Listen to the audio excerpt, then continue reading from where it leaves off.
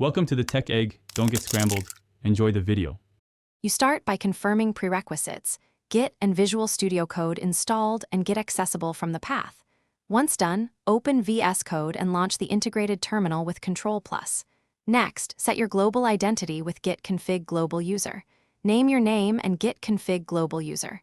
Email you at example.com so commits are attributed. Make sure Git commands work in that terminal by running Git version. If that returns a version, you're ready to initialize or clone a repository and continue.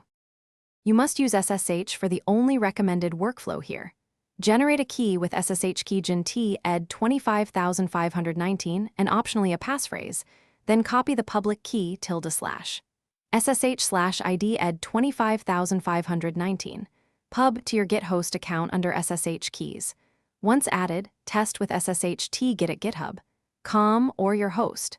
Next, either clone with git clone git at host, owner/repo, git or create a local repo with git init, add files, git add, git commit m initial, and git remote add origin git at host, owner/repo.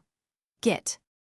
You finish by opening the repository folder in VSCode and using the source control view to stage, write commit messages, and commit. Then push your branch with git push u origin main or your branch name to set up stream. Once done, make sure the SSH agent is running and your private key is loaded so VS Code operations authenticate without prompts. If you see permission denied, check ~SSH permissions. Confirm the public key is registered on the host, and verify the remote uses the git at host. Thanks for watching. Consider subscribing if I helped unscramble your problems.